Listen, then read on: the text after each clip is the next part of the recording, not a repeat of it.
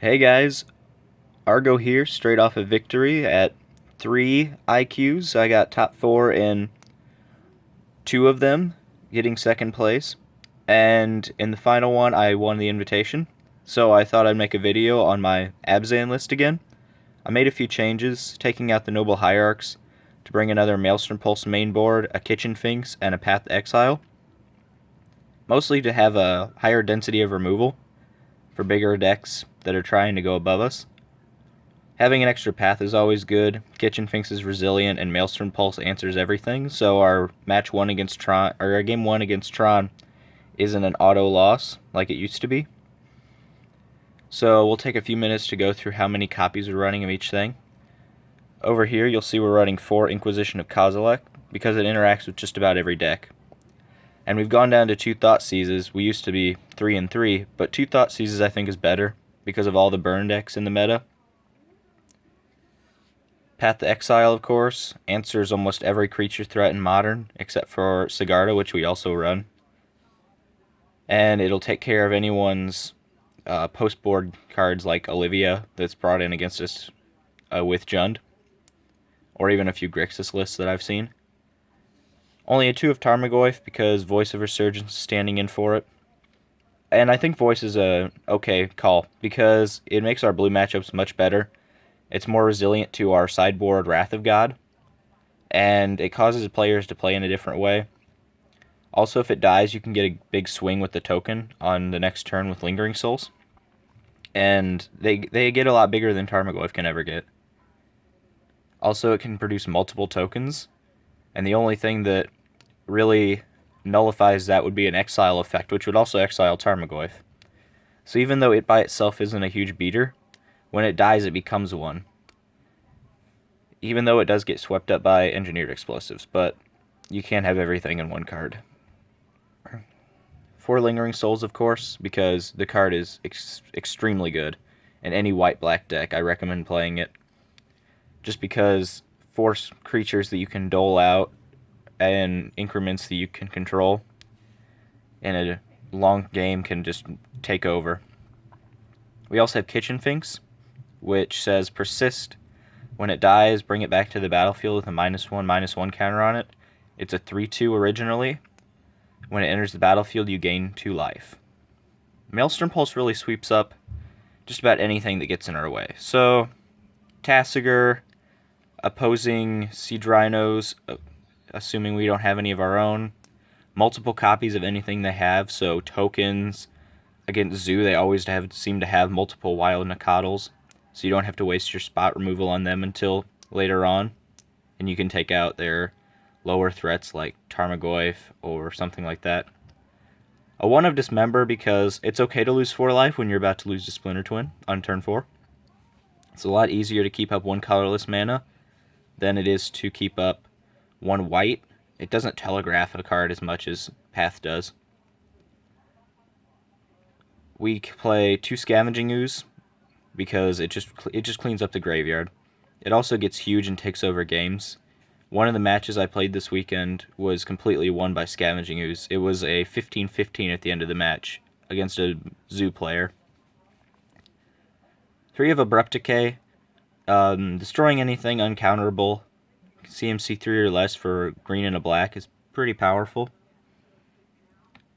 3 Lilianas. I've been tinkering with going up to 4, but I don't think it's viable right now, especially since I think the list is pretty solid. Her +1 kind of is awkward at points when you have a full hand and you don't want to discard anything from it.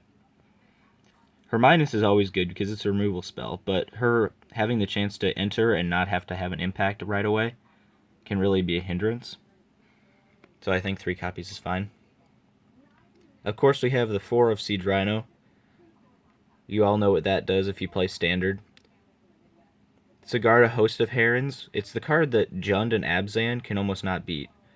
Jund can't beat it unless they have an Olivia, because none of their removal interacts with it at all, unless they Damnation, which I don't think would be a card they would bring in against us. Flying Hexproof. Spells and abilities your opponents control can't cause you to sacrifice permanents. Very, very good against Eldrazi.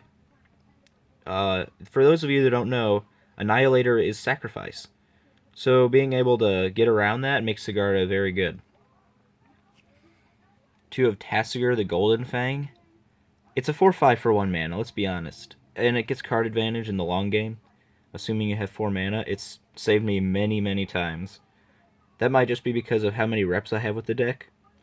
But I'd say playing Tasigur at any point during the game is fine. Especially if you are a Grixis player and you can slam it on turn 2.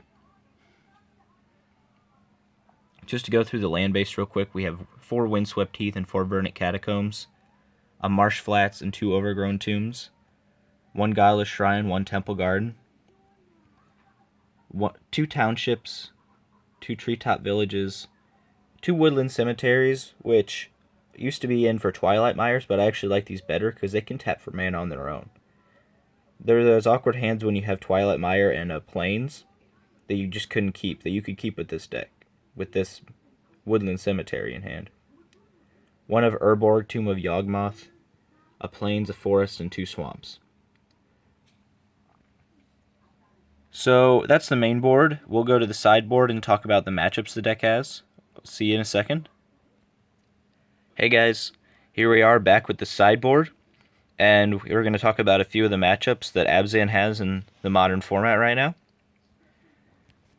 So first we have Kitchen Finks. We have 1 of these in the main board, and its primary function is to be able to be resilient to spot removal. You have to waste 2 removal spells to kill it, or it can block 2 creatures. It also gains life, so it's good in the burn matchup.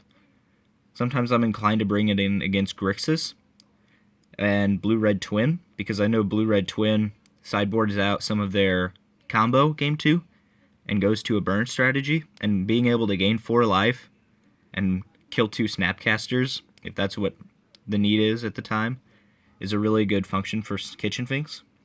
Also, they bring in Vapor Snags? Spell Snares. Counters target's creature spell, or counters target spell overall with converted mana cost 2, which would hit things like Scavenging Ooze, but it doesn't hit Kitchen Finks. So you can take out your sometimes Scavenging Ooze depending on how strong of a graveyard strategy you think they're running. Stony Silence comes in against things that abuse artifacts. Lantern Lock, Tron, and Affinity are a few examples. Leyline of Sanctity comes in against the broken combo decks that work off of dealing damage. So Goryo's Vengeance, it's very powerful. It's powerful against the new Scapeshift deck that everyone's tinkering with. It's, of course, good against Burn when they're not running as many creatures, but more burn to the face. They're just trying to deal direct damage to you. Also, if you're ever against a mill deck, if a land enters the opponent's battlefield with a Hedron Crab, they have to mill themselves. Little known interaction, but it's really interesting to see what they turn over. 2 of Thoughtseize. One of the things you need to remember with this deck is, when you're going long game, you need hand disruption against decks that, not Jund. You don't bring in hand disruption against Jund, because Jund is inclined to empty their hand at a regular pace. Hand disruption is better against blue decks, where they have to hold up their cryptic commands for long times. It's also good against combo decks, where it's beneficial to lose the 2 life and take one of their combo pieces that's above 3 mana that Inquisition doesn't hit, or just to have a higher density of hand disruption.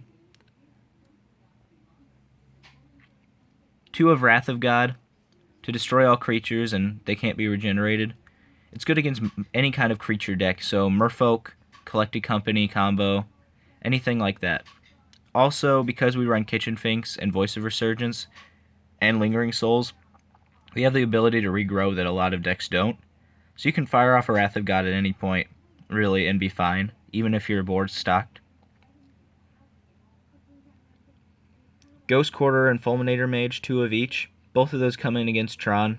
If they're running a land strategy where they run a lot of main lands, such as fairies, you can bring in either one of them. Ghost Quarter is particularly good against Amulet Bloom, because when they go to bounce their first land with their Ravnica bounce land trigger that makes you return a land to your hand when it enters tapped. You can destroy it with Ghost Quarter, and they don't get to combo off that turn. Fulminator Mage, it's very solid because it can't be interacted with at all. Also, it doesn't destroy one of your lands, and it doesn't give them a basic land. Again, Maelstrom Pulse as a clean sweep of everything. It takes out anything that Tron plays, really, so think about Ugin, that's pretty oppressive once it enters the battlefield. Karn. You can also take out token strategies, or in what I've had happen recently is decks that play a lot of 4-of, such as Merfolk.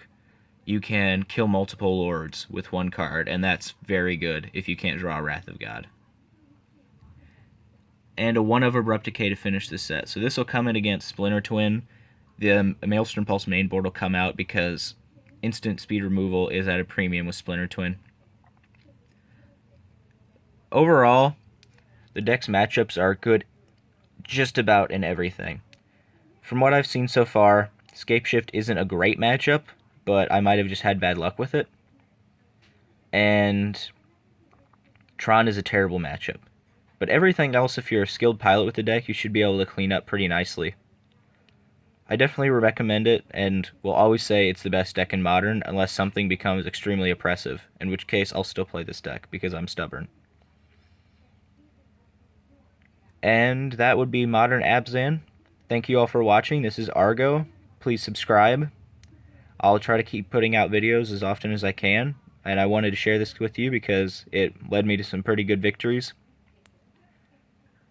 2 second-place finishes in IQs and 1 first-place finish isn't too bad, especially since we drew in the top of the first 2. And they won the invitation more than I did, so that would be Modern Abzan. Thanks, guys.